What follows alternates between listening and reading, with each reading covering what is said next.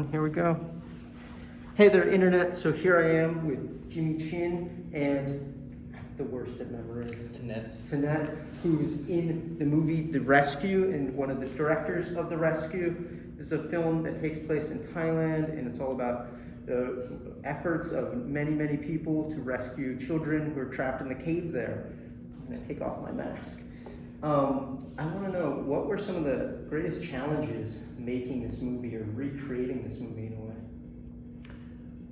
I think probably the greatest challenge was that the story in some ways was very fractured because there were so many people involved and so many different aspects of the rescue, each of which were critical for the ultimate success of the operation. And just gathering the information about what actually happened, and that took some time. And we're held to journalistic standards, and we're trying to tell the most accurate story that we can from the most perspectives that we can. Mm-hmm. It definitely jumps around a lot with different perspectives, different characters. Can you tell me a little bit more about your activity in the rescue? So I was involved in one of the consultants for Royal Thai Armies, which is they were in charge of basically the whole operation.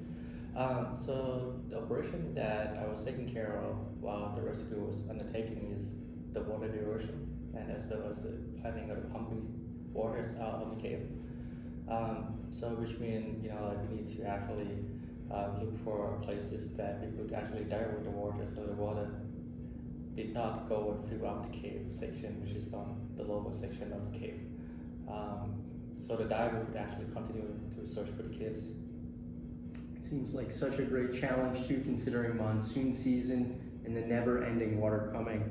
I want to know, this is a super complex story, there's a lot you're fitting in there. What was your favorite scene or shot or moment that didn't end up making it in the movie?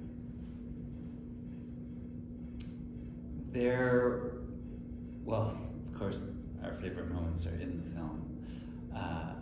But, one of the challenges of keeping a film moving forward and propelling, from the first to the second act to the third act is, you're constantly trimming fat.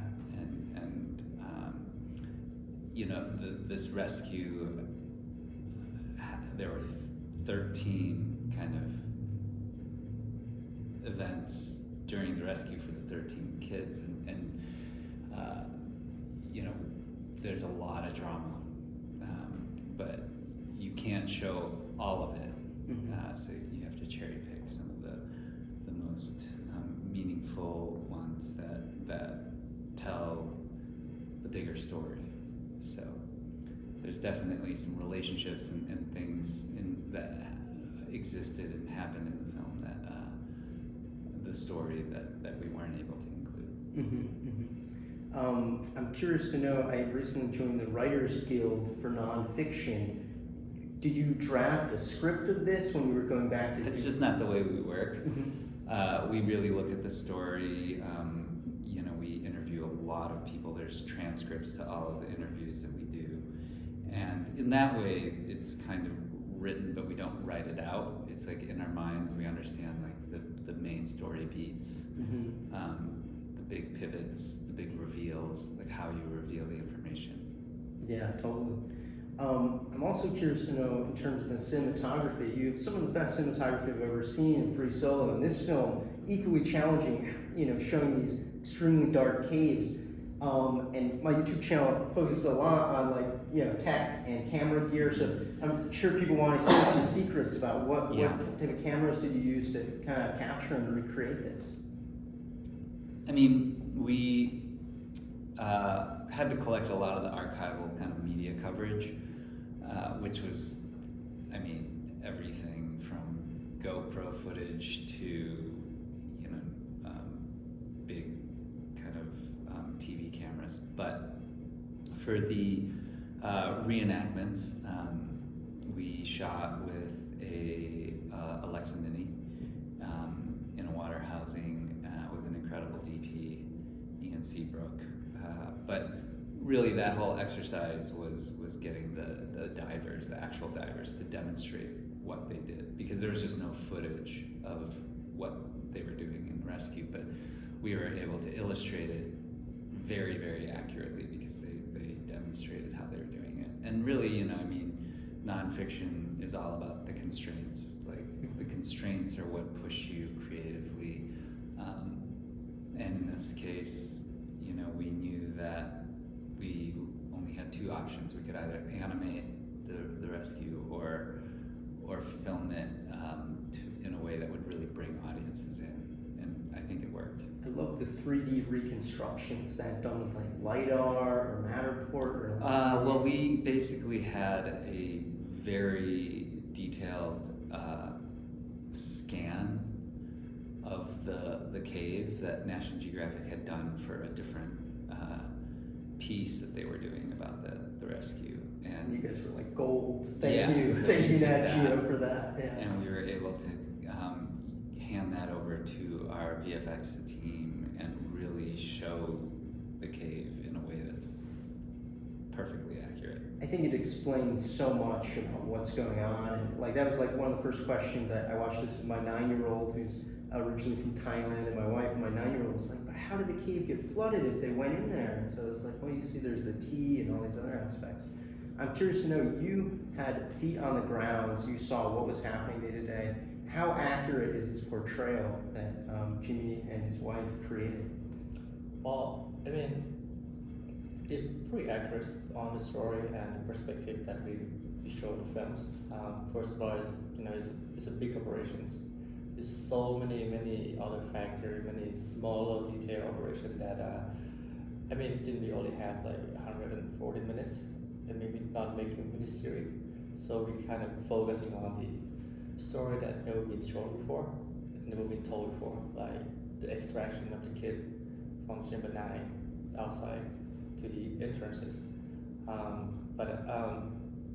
For me personally, I think the story is well accurately portrayed in the documentary because we did a reference check between the navies, the armies, and as well as the diver. So far as I know, there's never been any documentary or movie had done it before at this scale. Nice. I'm curious to know, there have been so far no documentaries that have ever been nominated for Best Picture, Best Cinematography, Best Editing. This is a film that's truly amazing. It feels like, two movies, one, with the interviews, then going back and refilming the whole thing and making it an action movie. I'm curious, what do you think it will take for the Academy to really shed light on documentarians and to break a glass ceiling for documentary filmmakers? I mean, I think it's all storytelling, but we really aim for elevating the craft of filmmaking, whether that's through the mix, through the cinematography, through the editing. So, maybe someday, but it is all about the craft. On a lot of levels for us is like to craft hopefully a gem, that people can be really transported and brought into the moment, where the rest of the world falls away and they're completely locked into what's happening in the film. Yeah, I think you guys really brought it there. I'm gonna be honest, I started out watching the movie on my iPhone. My wife's asleep. I said, oh, you gotta wake up, we're gonna put this on TV, we're gonna wake up our daughter. And we just watched it all this morning, and we didn't stop to eat breakfast even. We're just so kind of like enthralled with the film and the storytelling and the craft. I want to know, what do you think in general is the moral of the story? I think I got the moral of the documentary, but I want to know, what do you think the moral? Yeah, I think it's about moral responsibility. It's about really the potential to be your best selves and like the good we all have as human beings, and this idea of generosity, but we want it to play like a narrative thriller too. Mm-hmm. So but it is about I think in the end it's about generosity. I'm curious to know, as you watch the movie and, you know, actually were there living it, what was your biggest takeaway? Is like Jimmy says earlier, you know, it's about unities, and what unique about this particular rescue is that we have so many people from different part of the world with different background and different mindset. But of course, there's going to be a problem, you know. But at the end, like we somehow manages to like her difference to the side and achieve the same goal, and this, which is achieve the impossible. And yeah, I think it's my takeaway from this. Nice. I want to acknowledge your co-director, Elizabeth, who couldn't be here right now. Yeah. Probably at another film festival or something. Yeah. I'm curious to know, you tackled this movie where you guys are on cliffs, now you've gone, you know, in these underwater caves. What is next on the horizon? What project are you guys working on next? We have 4 other films that we are working on right now, and a couple new series. So we're pretty busy, but you know we pick our projects very carefully. They have to have a lot of meaning for us because you live with these films for years.